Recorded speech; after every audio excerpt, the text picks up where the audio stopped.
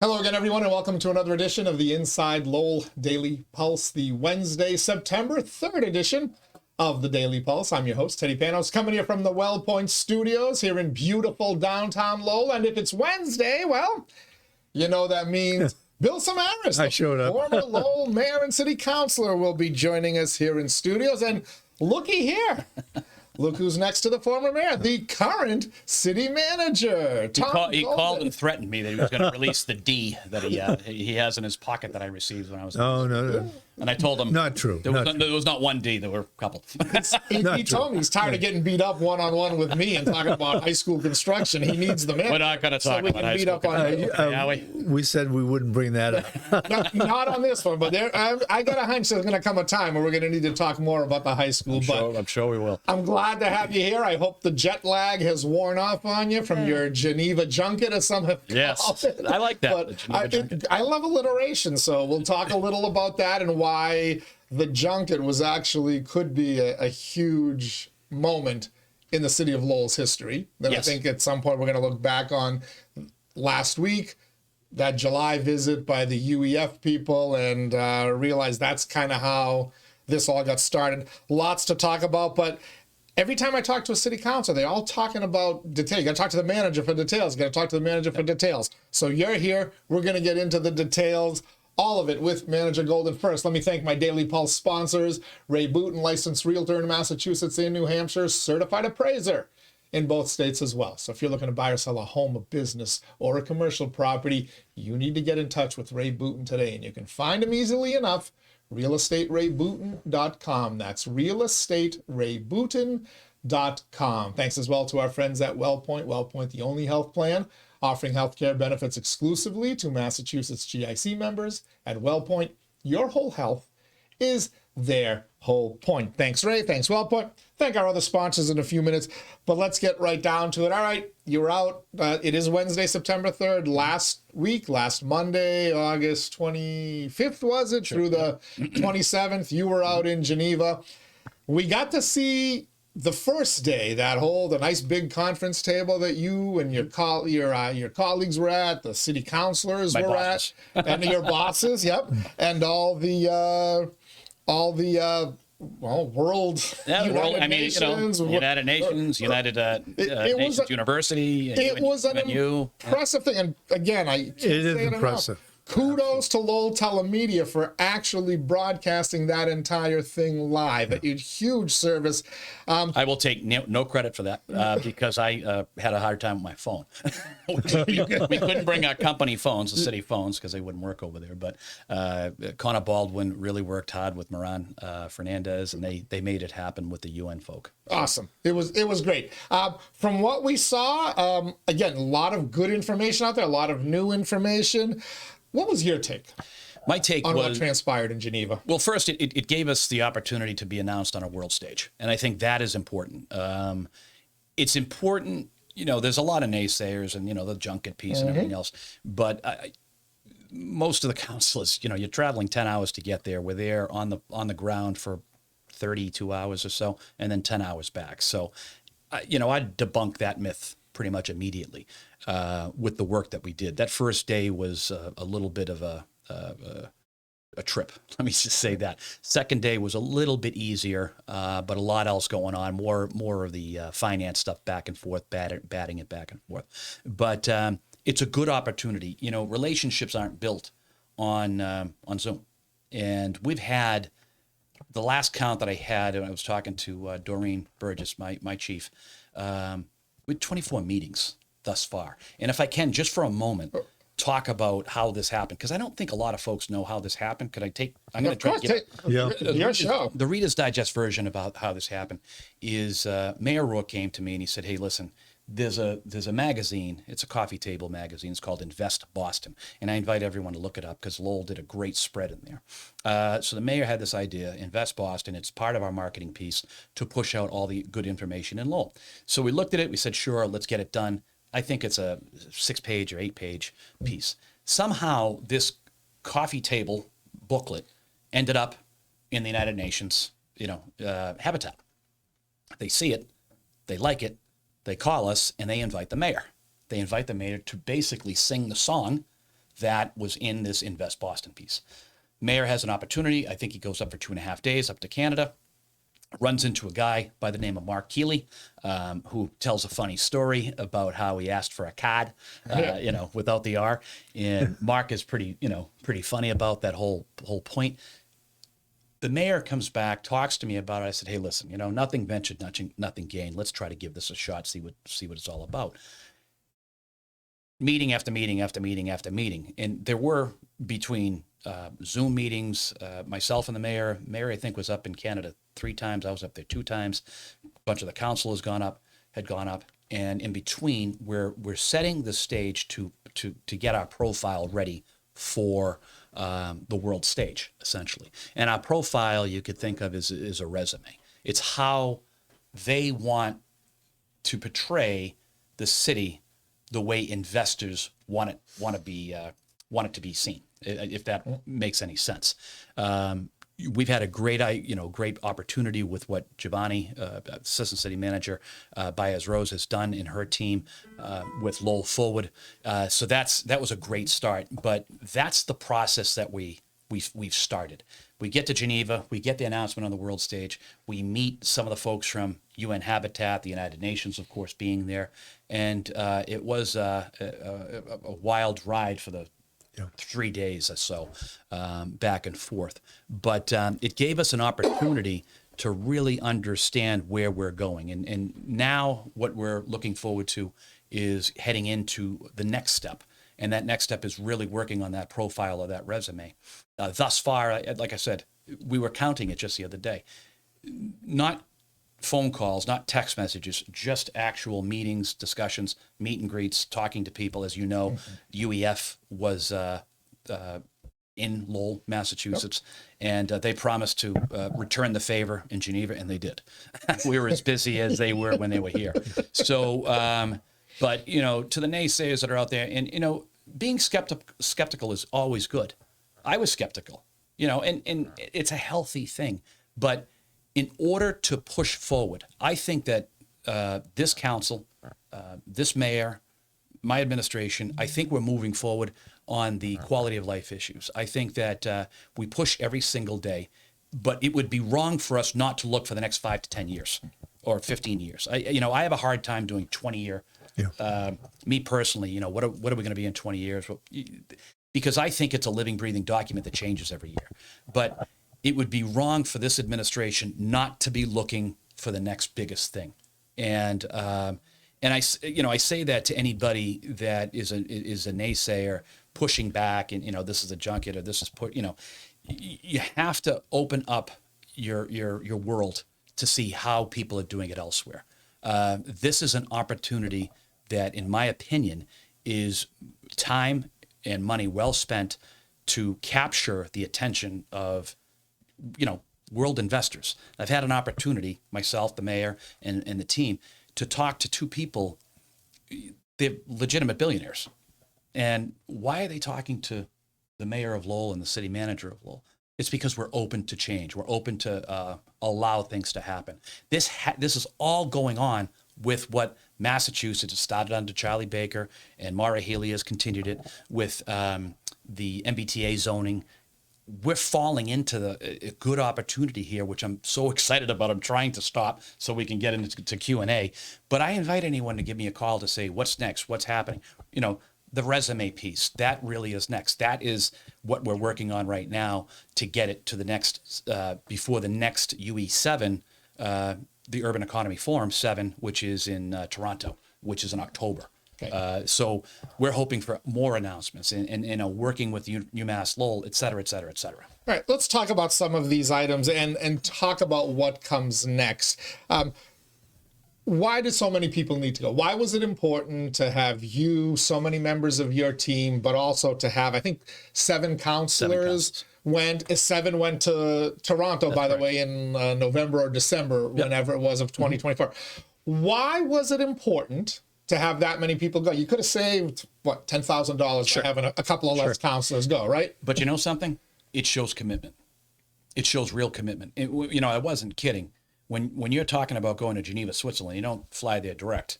I went through Paris to get to Geneva. I think some of the team went through Germany to get to Geneva. They were traveling, just to get there is 10 and a half hours, and not to mention the time change. And to be on the ground for, I'll give it 72 hours. And that, I'm being more, and then another 10 and a half back. So, and remember, the council is, I can say this because I work full time for the city, right? The councilors were taking time out of their life, out of wherever they work. They had to take the weekend away. I mean, the mayor was flying back and forth, legitimately globetrotting back and forth to get back to have his vacation with his family. The mayor told me he flew back Tuesday, 1 p.m. Geneva time, Yes. which was 7 a.m. our time. So Correct. he was basically there all day Monday for meetings, and then got to the airport and took off. And everybody else, because they stuck for the Tuesday event. And then Wednesday, they were out. I think I said bye to everybody at 9 a.m. So, that's a real commitment. That is a real commitment. You could say from my perspective, because I work for the city full time, I'm working.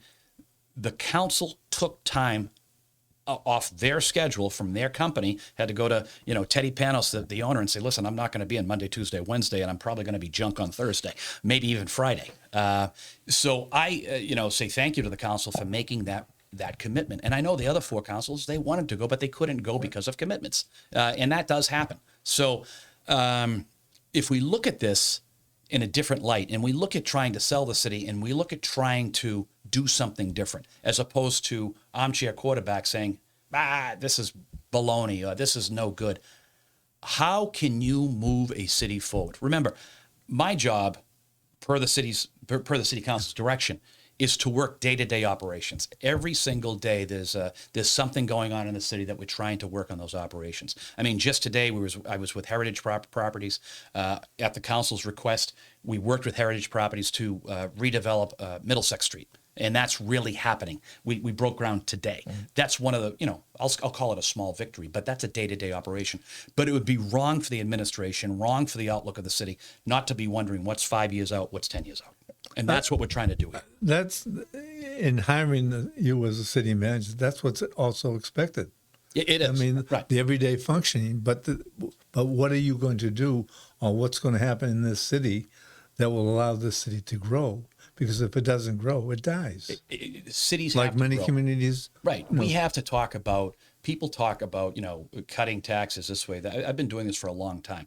Until the paper towels go down into the negative, until food, until gas, until everything starts to, oh boy, you laugh about this, but paper towels are, whatever, $1 a piece, right? What, oh, prices went down. They're now 30 cents a piece. Well, that doesn't happen.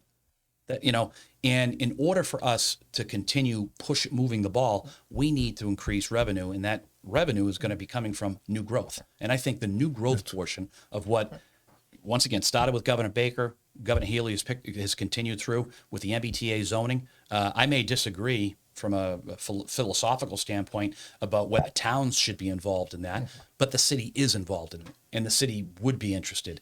And the fact that we could be coming down Appleton Street, down Middlesex Street, over by the Jam area, over by the canal districts, all of that growth going upward, over by the ICC, places that are ripe for development, and inviting these folks in to work with the community. I think this is a great opportunity for Well, us. that's a reality. It is a reality. I mean, And to back up what you said, I heard many of the folks talk about buy-in. I'm talking about the UN folks, the UEF folks. They kept mentioning they were impressed with the buy-in. Yes. And specifically pointed to the fact that, look, the mayor went to Toronto when he was invited. Could have very easily said no. 7 councilors plus you and key members of your team went again to Toronto a couple of months after that. And they just keep talking about buy-in. So yeah, could the city have saved a few $1,000, maybe Yes. $10,000 by having a few less counselors go? Sure. Yeah, but would that have convinced folks back in December that it was? I'll tell you, and this was the right city to do this. I don't want to mention the city because it's a good city, and they have a counterpart in Canada, right? So they couldn't get both councils enrolled, excited, right? We come along, and these folks from, the Urban Pavilion, UEF, and everybody else are like, they can't believe the excitement that they have here. Now that those towns that are, they're saying, wow, this can happen for us. People are taking note that Lowell is being the leader.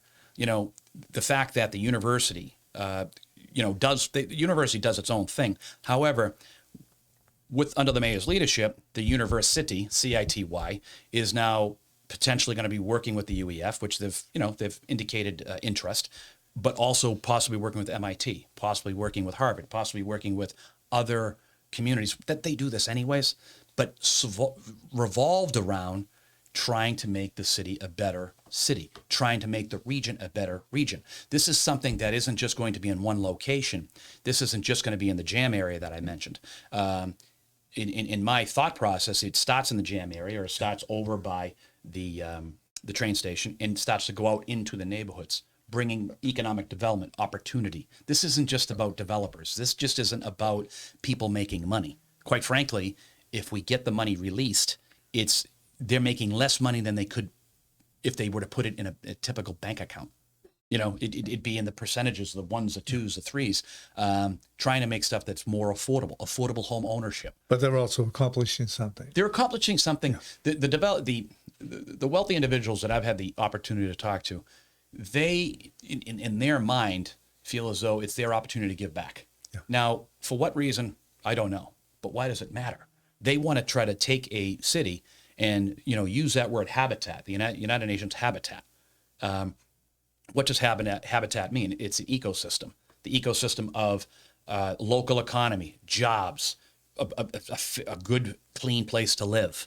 There are so many opportunities I think we have just in the area that I'm talking about with Jackson, Appleton, Middlesex, Summer, that whole South Common area.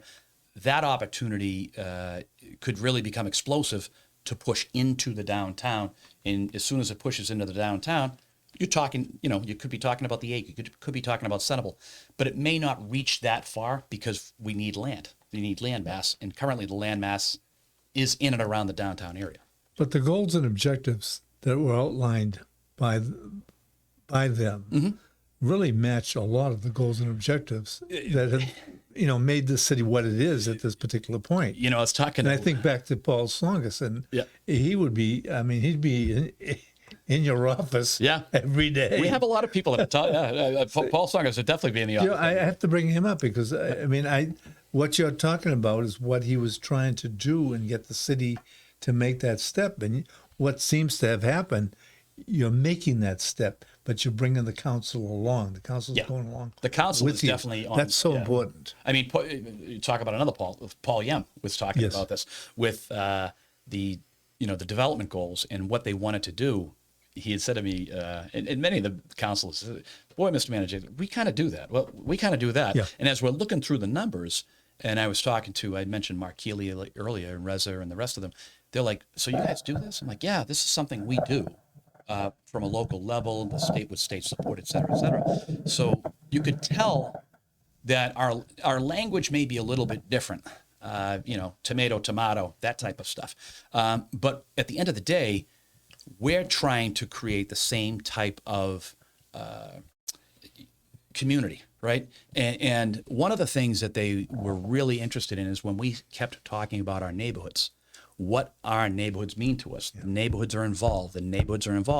And Lowell Forward, one of the most commonly used words is neighborhood.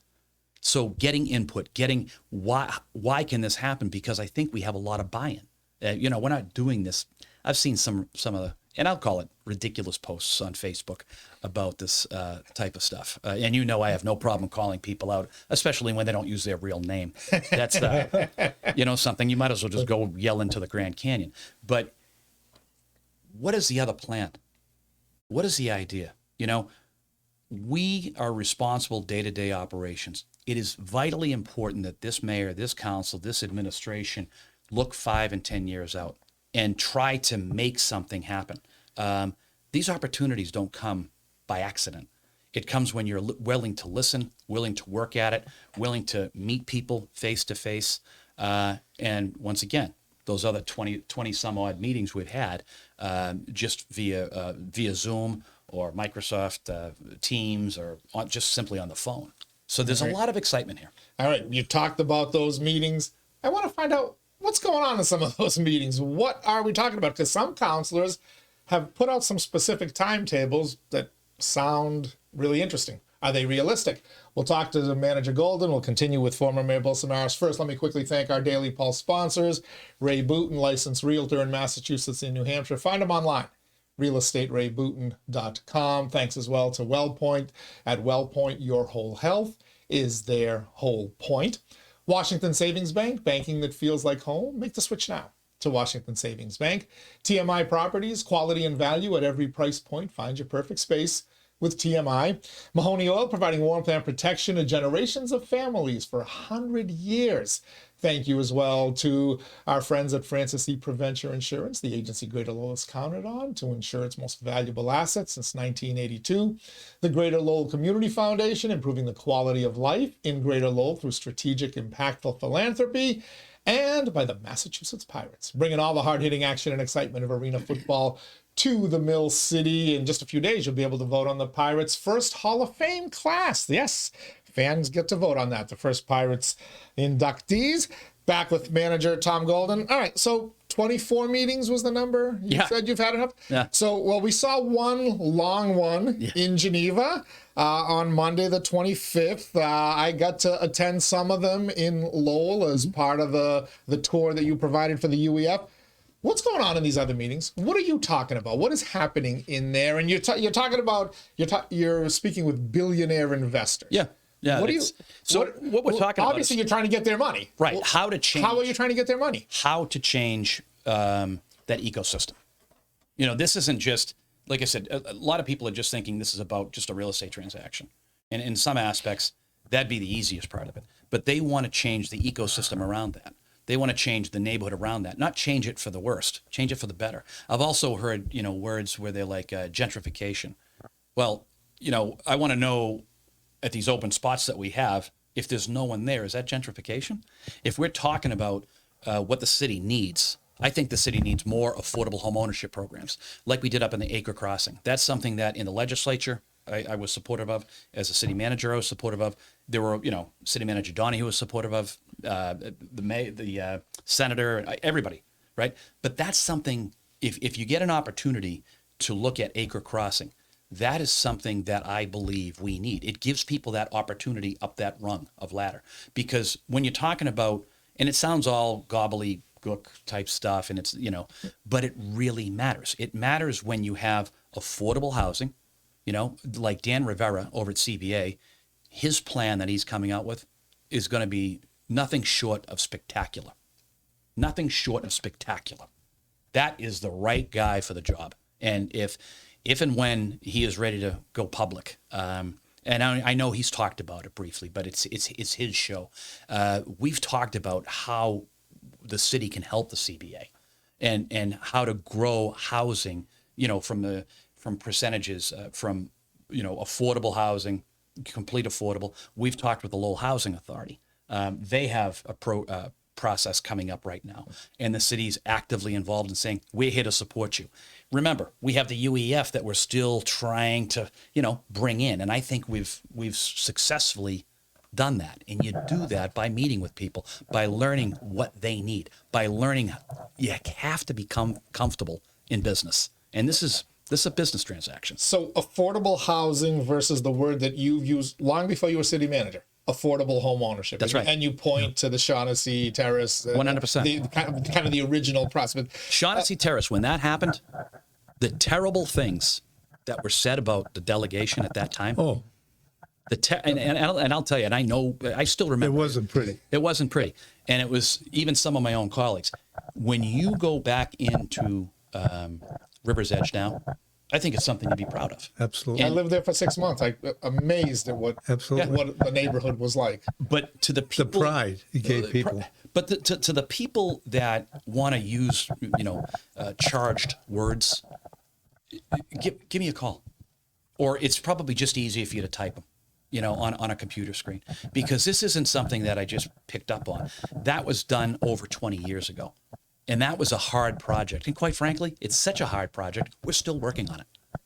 Phase 4 is right around the corner, which has the support of the city council. And that's going to be, once again, home ownership, as well as someone that might be on a voucher right next door. And that is what we should be working towards. Acre Crossing, once again, proud to have been a part of it. But I have to say to Jeanne d'Arc, they could have done anything with that property. They could have sold it to, Samaras Construction and called it a day. And Bill could have built whatever he was going to build there. No, they stuck with the community. Jeanne d'Arc did that. And now they're doing it again. So this is the type of housing that I think we need. And like I said, I cannot say enough about Ta over at Lowell Housing Authority. He's an incredible partner. CBA, Danny Rivera is just a breath of fresh air about what he wants to do. And this, at this point in time, There are two new people, in a sense, on the horizon. On the scene. That are allowing you to do your job. But You know what I'm saying? When I say allowing And not showing up with their minions every Tuesday night to lecture. and truly about a partnership, because what is it about, right? Yeah. What is CBA all about? CBA wants to make sure, and I'm not putting words in their mouth, but they want good, clean, affordable housing. LHA is going through a lot right now with what's happening over in South Common, and we're there to help them. I'm not gonna knock somebody that is trying to do the right thing. This is hard. This front runner city, this is hard. Why is it hard? Because it is. And if it was easy, everybody would have done it. Lowell wouldn't be the first in the country. We wouldn't be the first. We're the first in the nation. Think about that. We're the first in the nation. Others have failed, and we are the first in the nation. But question it. Continue to question it. That's fine. But we're still the first in the nation, and we're probably going to get a trip up, and then we're going to make it, and we're going to continue to climb the ladder to make this successful, where it can be successful in the United States. You would ask the question, what do we talk about? We talk a lot about verbiage. Like, how can this happen? How should this happen? What actually happens in the United States? What type of funding mechanism? What type of government grants? That's all a different language compared to what it is in Canada. It's all a different language. Same, but different. But by doing this, because while you're away, there are people saying, well, the money that was spent for the council to go there could have been given to the poor, or Sure. what have you. Absolutely. But a one-day situation, everybody's happy that one day. Yep. What you're talking about and what the message is for the front-runner cities is to develop housing for the poor. That's right. Education programs. We want to that make ladder- it that work, ladder to effect. teach them, in sense, teach them how to fish. And not just housing And for make the it work. poor. One of the things that I keep seeing on the Facebook, the keyboard warriors, is, you're just going to build giant housing projects for poor people, subsidized housing, whatever. Are we talking about giant subsidized housing projects, or are we talking about what your vision is? Affordable home ownership. You keep preaching it, but can you convince, as you've sat there in these meetings, now these 24 meetings, are you confident that you can convince these billionaire investors and the people who are going to come with the low interest loans that will make affordable construction, because you can't have affordable housing if you don't have affordable construction. That's right. Is the goal going to be to just make subsidized housing, or to create growth, wealth, and generational wealth opportunities through affordable home ownership? I know you're pushing for it. Yep. Is that the realistic outcome, or are you believe so. Are you just chasing a dream? No, I believe so. Generational wealth is the key. If generational wealth, and I hate to keep going back to Julian Steel or River's Edge. That's generational wealth. Yeah. Take a ride. Anybody that I'm 54 years old, so I would probably say anybody older than 30, ish, right? You might remember what it was. Maybe not.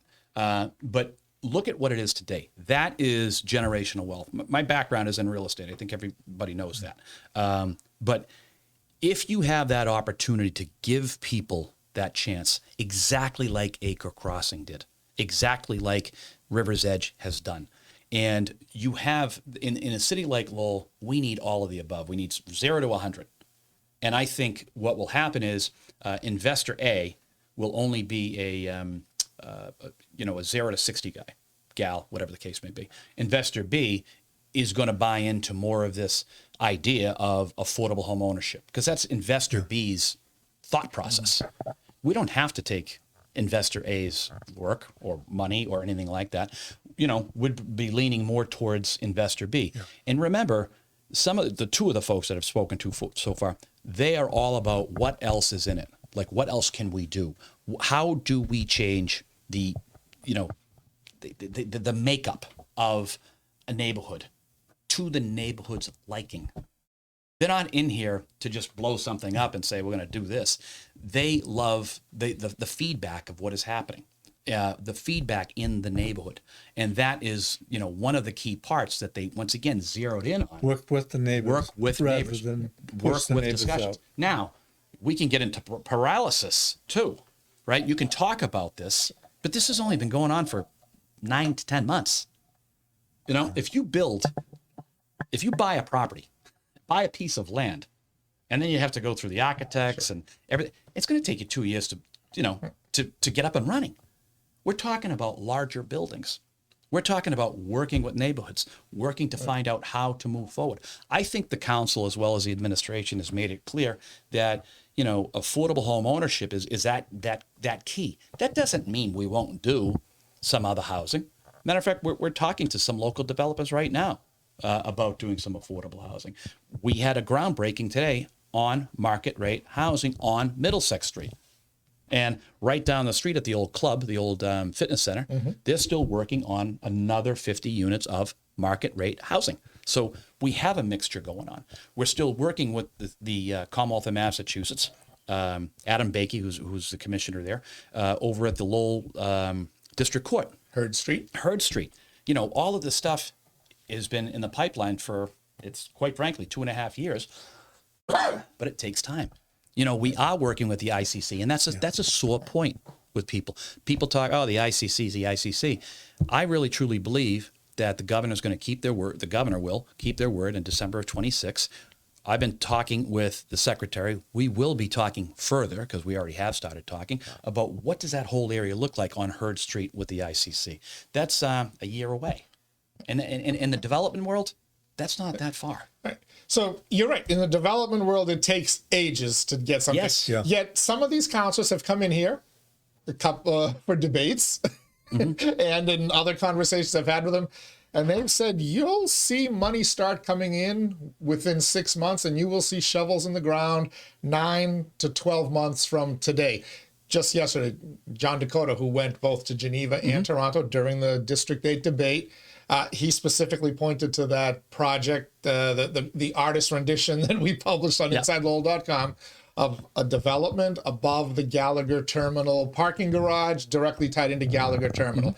And then he talked about the trolley. Yeah. And it wasn't just wishful thinking. And he was the second one who's told me about the trolley. Right.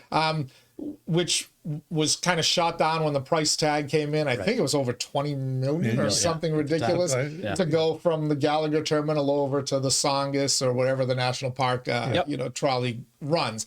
But this would be like a transportation initiative.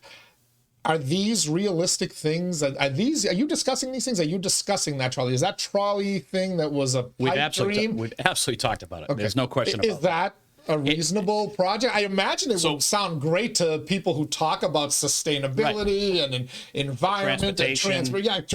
It hits all the buzzwords, both for people like me, infrastructure and transportation, but also with the green folks and all this stuff.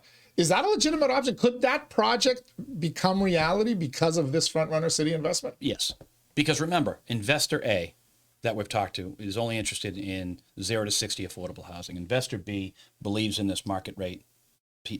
Investor C that we haven't met yet, right? And they're all interested in transportation. But I'm just trying to, it depends on which investors are coming to the table. Investor C could be only about green transportation, right? And that's, that is something that investor wants to say, I'm willing to do this. I'm willing to put money up, provided I can get, a return. These folks, once again, it's not necessarily about the return for them. I think it's about the sense of accomplishment. Whatever they have done throughout their lives, they've amassed, billions of dollars. I mean, one guy I distinctly was $5.5 billion. And I was just in awe that he's talking to me like, yeah, so tell me what your vision is. Tell me what you think. And we talked about how it's okay to make mistakes, how we will continue to make mistakes, and we'll continue to fix those mistakes. And that was one of the things that this gentleman had come back and said, you know, I'm glad you're talking about that, because it gives me a lot of comfort knowing that you're willing to stretch, willing to admit that if something goes wrong, but willing to try to fix it. And he's like, I would like to try to help you avoid those pitfalls. But he's like, I've been in business long enough to know that that doesn't happen like that. So he was just very complimentary about, you know, willing to listen, willing to learn, and willing to stretch and make a mistake, you know, because that's what this is always about. Once again, let's go back to the day-to-day operations that Bill knows very, very well every single day in the city. We're trying to get better at this, that, and the other thing, cutting grass, filling potholes, you know, answering concerns by residents. But that just as big a part is how we set the city up to succeed for 5, 10, 15 years ahead. And this is one of those opportunities. The link is one of those opportunities. You know, what could the link, how could the UEF help link? How can the UEF help the Coalition for Better Acre? Why? Because that's all the city of Lowell. It would be, it's beneficial for all of us to look at density in the correct areas. And I would say that because I think the council would say that. And the density in the correct areas is in and around that MBTA zone. So you're not going to use Front Runner City money to create giant housing opportunities, you know, affordable first-time home ownership, whatever, in the middle of Belvedere, on Clark Road in Douglas, in the middle of Pawtucketville on Varnum. You're looking at areas where it fits with what the neighborhood character. It's ripe. It's ripe for growth. And I mean, I think the JAM plan has always been, the ACRE plan has always been, and it wasn't. It's your downtown. It's supposed to grow. But also their objectives, I think, are very clear about that. It's not that they're out to build a new town, but it's to make what you have a better place. Right. And if you know, so take any neighborhood, right? If you take the downtown as the center, and then when you go out in the neighborhoods, is that what the neighborhood wants? My guess would be no. Yeah. You know, my guess is they want the downtown to be the dense neighborhood, right, where you can walk to work. I mean, there were a lot of the same naysayers. We're talking about Comfort Furniture, okay, and how that was a joke, and that was Comfort Furniture was built by the Lowell companies. That is extremely successful. It's extremely successful. Why can't we do it again? Why can't we do it a second time, a third time, a fourth time within that area? But I do remember, like, oh, that place is a dump, et cetera. You fill in the rest of the blanks. You don't hear that anymore. Yeah. You know, and what happened with the Comfort Furniture building? If you ever had an opportunity to go into it, Mr. Lowell did a fabulous job. He really did. Nobody from Lowell lives there. They're all coming in from out of town because they're on and off the train. I'm not saying that. So I shouldn't make a blanket statement like nobody from Lowell lives there. But they left a place where they're paying an unbelievable rent. And more affordable, in here to a reasonable which sounds rent. crazy. It sounds crazy to Lowellians. Well, yeah, because you got these people saying $2,200 for a 1-bedroom. Well, yeah, the world. If you pay $1,000 for a 1-bedroom, Idaho, Wyoming have plenty of land for you, dude. Right, you can get a house for $1,000. Right, and I mean, right at the train station. Oh. I'd give a tip of the cap, to making that happen over in that area. But so right next to it, if once again the MBTA zone could allow it. I know the governor would be in favor of it. There's land over there that the city owns. There's probably 1, 2, or 3 areas that we might be able to kind of move around. And that's what Councilor Dakota was talking about.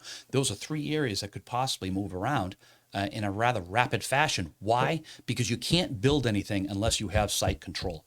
Well, we, and that's the big we, the state, the city has site control in that area. Okay.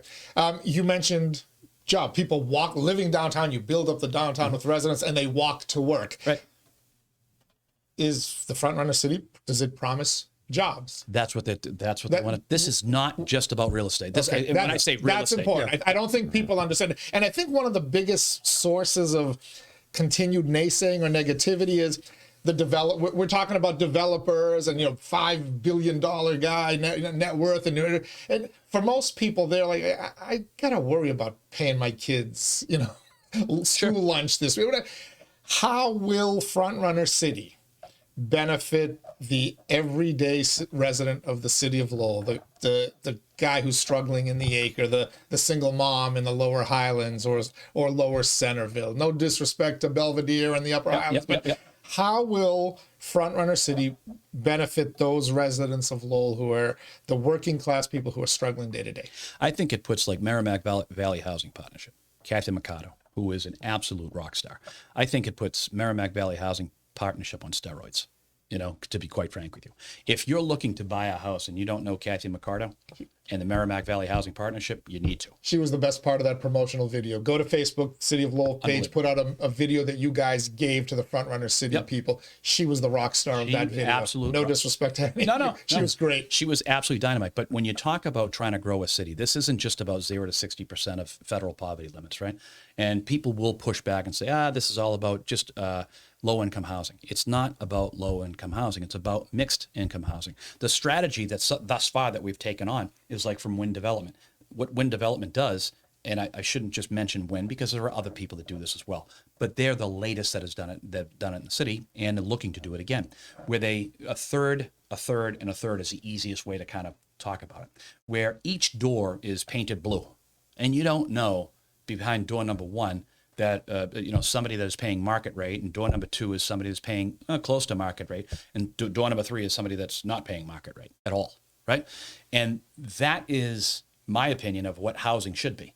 When you're really building housing, you can have what they call workforce housing, and I think companies, organizations like Wind, they do it well. They do it very well. 𝐃𝐚𝐢𝐥𝐲 is just ripe. She is somebody that is ripe for opportunity. Her whole team, and she'll immediately push it to her team at Merrimack Valley Housing Partnership. That's what I think becomes a real key linchpin to the city. I think that we've invested in them. We'll continue to invest in them because I believe in what they do. They give people that opportunity. Now, there are some people that don't want it. They just want to rent. And that's cool, too. That's fine. The world is made up of a whole bunch of different people, whether they're rentals, investors, but they must be held to a standard of ensuring that they're fair to everybody. And I think that Frontrunner City will push that and push people for that opportunity to think of, once again, it's broken record time. Think of Acre Crossing. When is the last time anything has been built in the acre where somebody can own it? It just happened. And when's the next time? It's under construction, right? Over by Charlie's Corner, Charlie Kantakis' corner. That whole area, that'll be the first time in decades when something's been built as a home ownership opportunity. That's going to change that neighborhood drastically, in my opinion, for the better, I think. And it gives people that opportunity, that ladder to say, I can live there, I can own one, I can own that, and I can create generational wealth. You've talked about how the state can help, and it is helping, and you've talked about your vision for Heard Street, Warren Street, that whole area there. Federal government.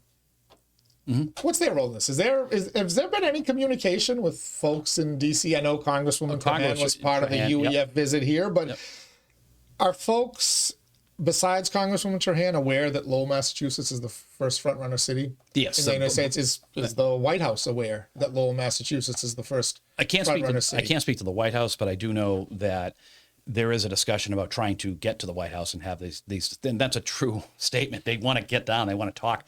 This is, once again, business. So let me answer the first question. The Congresswoman, of course, has been involved. Both senators know what is happening. Senator Markey was just in town on the Rourke Bridge piece 2 weeks ago. I think it was 3 weeks ago. And I know that Senator Warren's office knows what's happening. They're at the ready to help, right?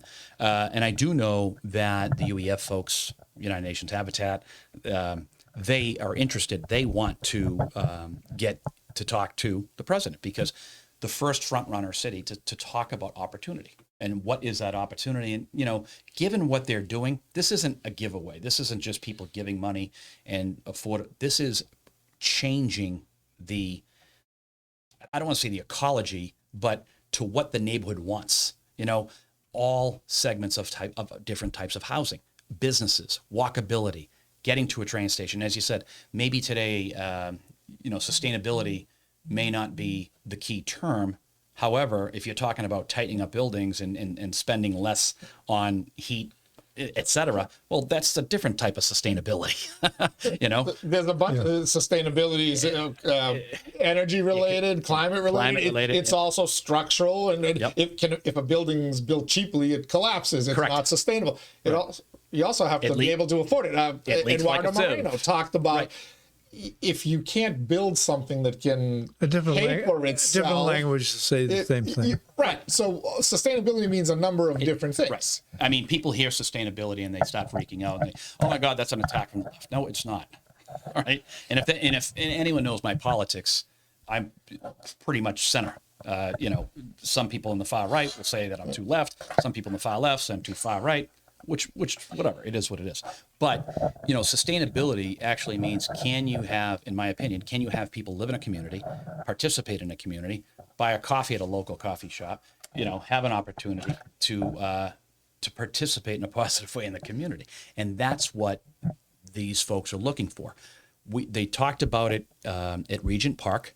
And once, you know, and now moving up with Mayor West and the United States being the first, city of Lowell being the first, you know, I do think the process, as I mentioned earlier, they use the word process. I think they're trying to find the process as well about, you know, sometimes the first thing comes out of the gate and 80 things go correct, 20 things go wrong. They're trying to get to that better number even themselves, working with the UEF. And I think that the fact that we are the first in the United States, the fact that we'll be the city that other people look towards. And that's going to take us a little bit of time.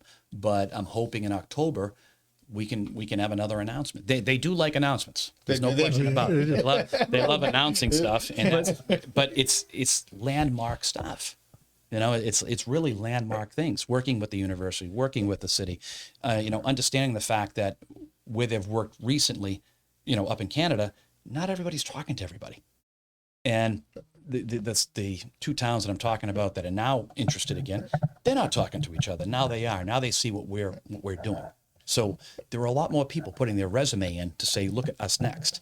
And they're all on hold right now because we're trying to get the process, you know, they're trying to get the process correct so they can replicate this throughout the United States. But the politics of what bothers me a little bit is the politics that's going on in Washington. I mean, it's a crazy time. You have a very good point. Can this affect this program? I mean, yes, it could.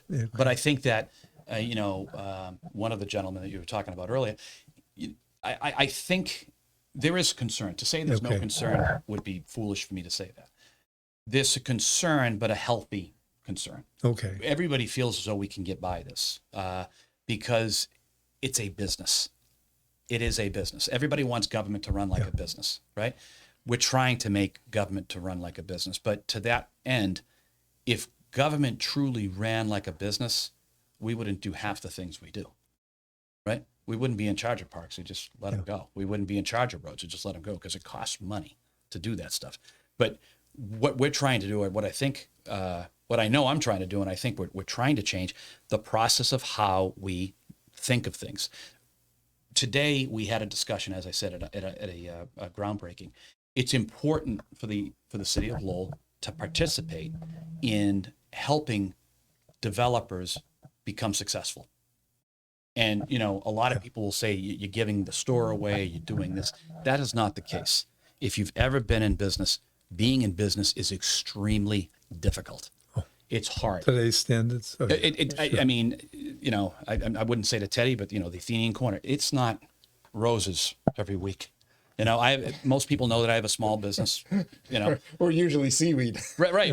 But, you know, government's job is to make sure that businesses do it correctly, they do it safely, and to make sure that they make money. Because the only reason people to get into business is to make a return. We've just run into a group of people that are willing to take less of a return, right? Because they, in their mind, once again, investor A thinks of low income, investor B wants that, investor C. These different investors want different things because it's how they feel. But there is a purpose, though. Yes, there's absolutely an outlined purpose. 100%. And ultimately, it's about investment. And whatever people think about the orange-haired guy in the White House, you may not like him. I happen to be a fan. The talk is about investment. How do we get money that is being invested overseas, whether it's corporations or whatever, to be invested in the United States of America? And here's an opportunity where we're basically taking overseas investors. I would imagine these people you're talking to, most of them are overseas investors, looking at investing billions of dollars in Lowell, Massachusetts.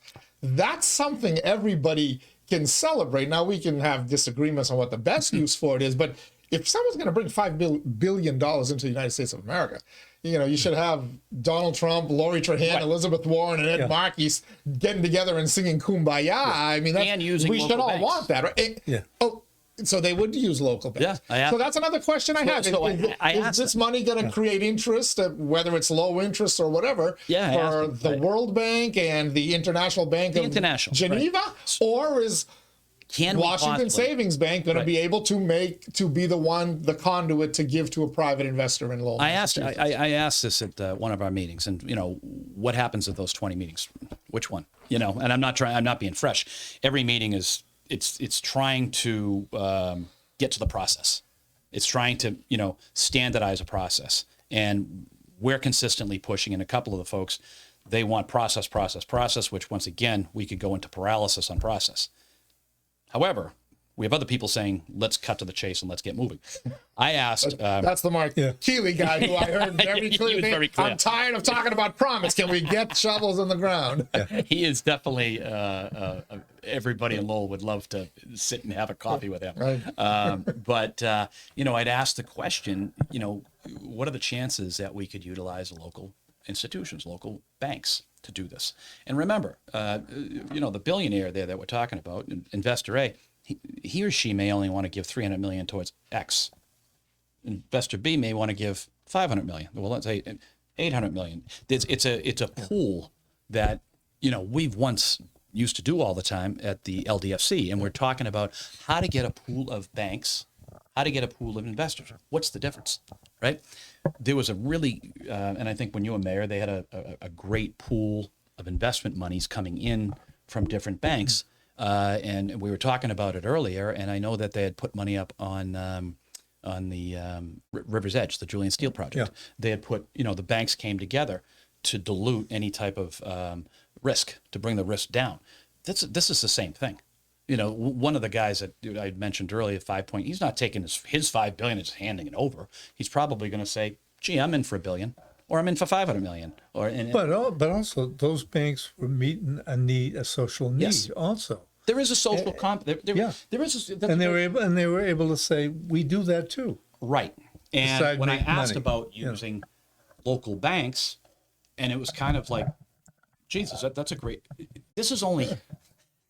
Not only are we the first here, but when you really start to think about it, we're in the infancy stage of what the United Nations Habitat is trying to accomplish. So they didn't use local banks in Toronto. We call it Toronto, but it's Regent Park and Richmond, right? Richmond Hill. They didn't use. I don't know because I didn't ask. Banks? But when I mentioned it, it was kind of like, hey, that's actually not a bad idea.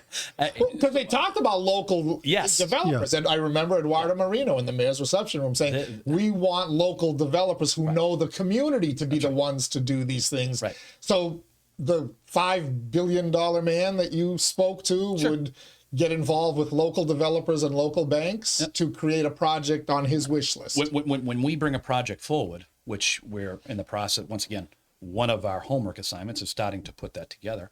And to anyone listening, they know the Jam area. You can go down Jackson, Appleton, Middlesex. You can figure out what we're thinking, what we're looking at. Go over to Gallagher Terminal, and you see parking lots. When you see a parking lot, I think opportunity. That's what I think. I see parking lots, quite frankly, is the old Caddyshack. The old Caddyshack saying is, what is it? Cemeteries and golf courses, the biggest waste of space. That was Rodney Dangerfield that said that. It sounded better when he said it. But when I see parking lots, the only thing I see is opportunity, an opportunity to go up, and trying to grow an area for density purposes. And that is a two-way street. Let's think about, when we're looking at Lowell District Court, for instance, right? If we go up in that area, there's no parking necessary in that area. Why? Because there's a 100,000 car parking lot, which is underutilized that the city owns across the street. Why is that important? It's important because right now the taxpayers in Lowell are subsidizing our parking enterprise fund to the tune of about $2.4 million. $2.4 million. So the more cars, if we build up density in that area and the Lower Locks Canal actually gets utilized at a higher rate, 100, 200, 300, 400, 500 cars, well, that's 500 cars per month that are going to pay a fee to park there, correct? That lowers the money that the city taxpayer has to hold on to, has to give to the enterprise fund. And quite frankly, that's just math. You know, if we can build out over with the link, which, you know, I was just talking to Julie about hopefully some big things coming up very soon, but that parking lot, which is the AOT, right? That's, I think it's an 1100 or 1080. There's probably 500-600 spots over there. 500 to 600 spots that are going underutilized. And if they're underutilized, and if you figure it out, 500 times $80 a month, now we're talking about more money coming into the enterprise account for parking. This sounds boring, and they're like, who cares about parking? But it gives us more money on the city side, as opposed to, because you have to remember, enterprise accounts, you got to think of it as the city of Lowell is the parent corporation, and it has this enterprise account coming off the bottom. And when those enterprise accounts cannot make their monthly payment, the city taxpayer has to come in. Our trash fee, we're paying $225. It's $400, and we all know this. It's $400. Drake just did it. Drake just raised their tax fee to $425. That is the cost to pick up your trash. So what I think in the administration, I will catch heat for this, but because I am trying to bring, you want to act like a business, then this is what we should be paying. Because that truly would give a city a better outlook as to what the tax rate should be, what could happen in the city, the continued investment that we're doing, and that this council has been very aggressive on with horizontal construction. People still talk about potholes, but not nearly. People talk about the schools with the amount of money that we've put in the schools. I'm not saying that you won't get a phone call and a no heat call. There's 29 buildings. Okay. That's going to happen anyway. I've managed buildings like this, right? They're all brand new. Something's going to, something bound to always go wrong. But it's a lot quieter than it was. And sure. most of the systems are in good working order because we've done the right thing. We've done the work prior to the past 3 years. You just triggered my memory. This might have been the first August or September in recent memory where you didn't have complaints, talk about mold in Pawtuckettville schools. Yeah, and I'm sure, but it was, you knew every August and Labor Day weekend you were going to talk about mold. I'm sure in those schools over there, right? Yeah, but I'm sure there's going to be a problem, and that's to the naysayer that's sitting there saying, you're dealing with 29 separate buildings. Quite frankly, in the city alone, I think there's 58 buildings, right? And what we try to control, what we've been doing over the last 3 years, and yes, you can talk about taxes going, we can talk about revenue, we can talk all about that, but we've made the investments. And that's that day-to-day operation we talked about. That is so vitally important to the city. But it would be criminal. It would be wrong for this administration, for this council, for this mayor to not be thinking of the next 5 to 10 years. It's that is, both are just equally as important. And you have to go out and sell yourself.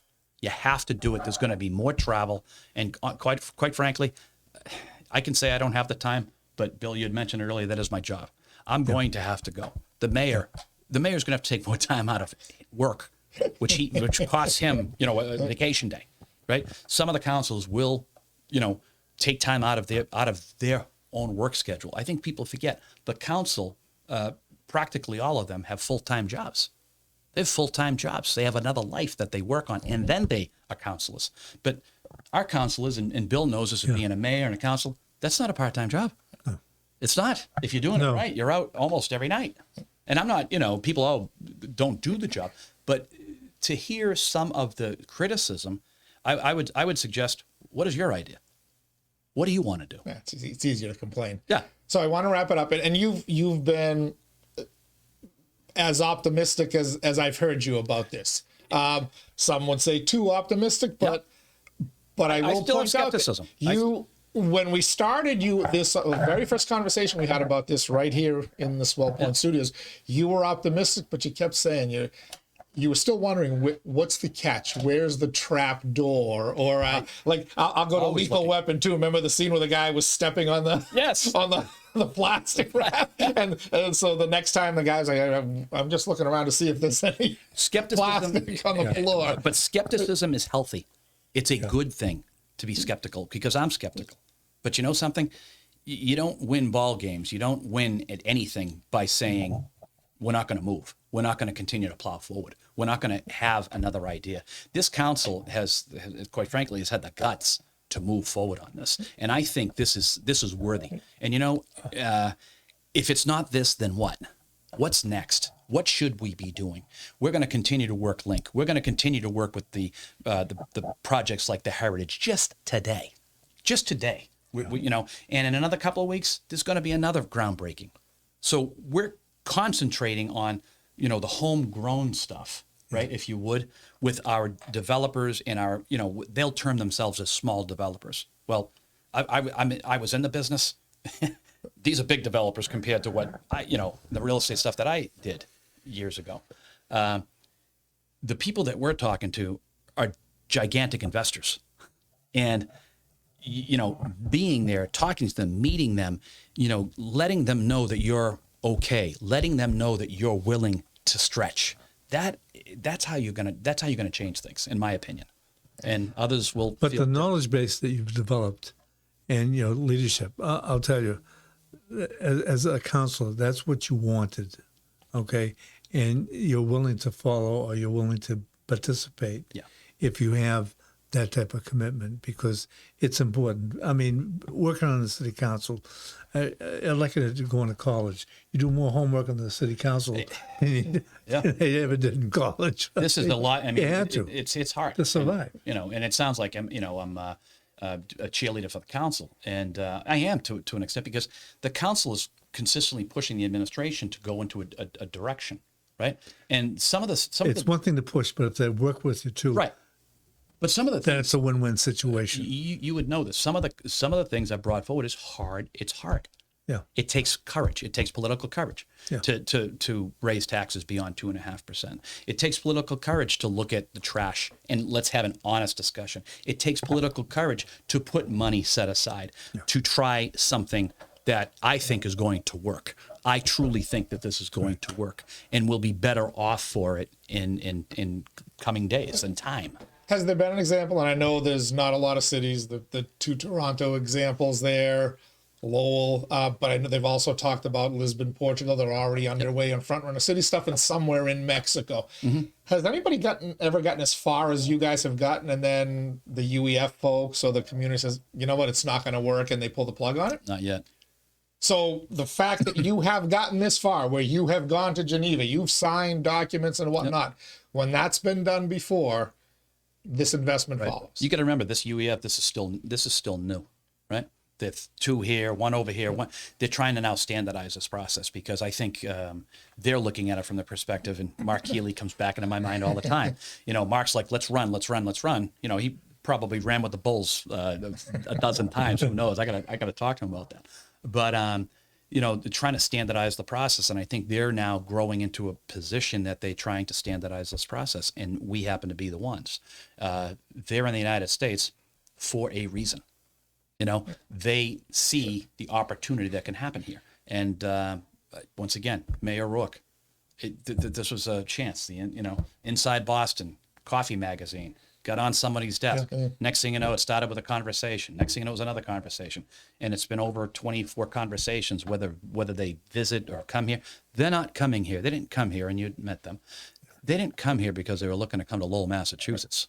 They came here because they're looking to invest. They believe they know the investors that are looking at mid-sized cities to change the outlook, the future of the city. They didn't come here in July, and they didn't invite you to Geneva in August to not start having this, to not have what happened in the suburbs of Toronto happen in Lowell, because My thought is they ultimately see, with all due respect to Lowell, which we all love, they see a lot more opportunity in America, but they just needed somebody to be the first to have the courage to somebody willing to listen and willing to move and willing to do it, willing to make mistakes. And that is absolute the truth. And showing a capacity to understand what the mission is. And people don't like to talk about mistakes.